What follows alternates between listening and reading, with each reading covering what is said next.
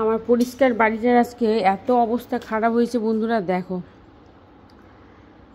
সম্পূর্ণ আমার নতুন শাড়িগুলোর এমন অবস্থা হয়েছে যা বেহাল আমার অবস্থা। এই যে পুরো তন্ন বিতন্ন হয়ে গেছে, কিছুই ঠিক নেই। এটা রুম দেখালাম, পাশের রুমের এরকম নাজেহাল অবস্থা। আর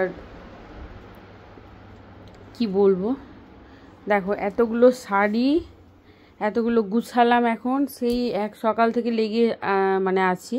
আর এখন প্রায় কটা বাজে, এখন বাজে 3:30। না আমার স্নান হয়েছে না খাওয়া হয়েছে।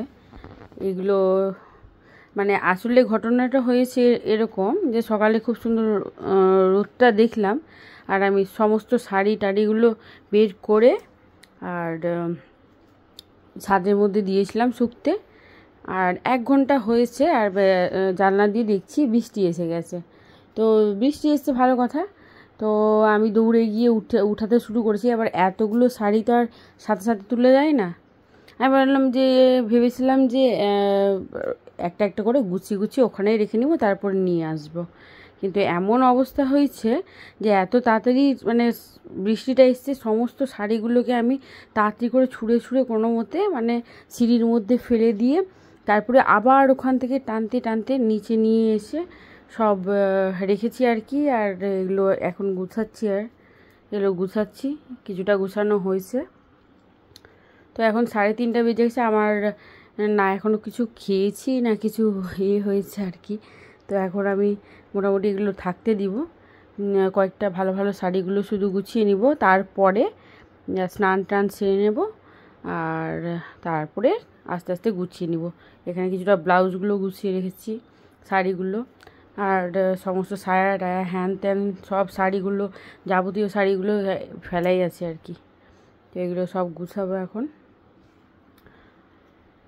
তো তোমাদের সাথে এরকম হয়েছে কি বলো তো? এরকম একটা দুর্ঘটনা আর কি, আমরা অনেক সময় স্বপ্নে দেখি না যে হ্যাঁ এরকম মানে আমাদের সাথে কোনো একটা বাজে ঘটনা হয়ে গেছে, ওরকম আমার সাথে অবস্থা হয়েছে আর কি আজকে। তো যাই হোক, এগুলো গুছিয়ে নিব এখন। তো এখনকার জন্য আমি রাখছি বন্ধুরা, আর তোমরা খুব সাবধানে থেকো। এইসব টাইমে একদম রৌদ্রের উপরে ভরসা করারই নেই। আর হয়তো জানলা খুলে কোথাও চলে গেছি, আর এমনভাবে এদিক ওদিক দিয়ে বৃষ্টিটা এসছে যে সমস্ত ঘরের বিছানা হয়তো, তারপর টেবিলের যাবতীয় জিনিসগুলো ভিজে গেছে। তাই কোথাও গেলেও মানে জানলা টানলাগুলো লাগিয়ে যাওয়াই দরকার আছে। তো সাবধানে থেকো।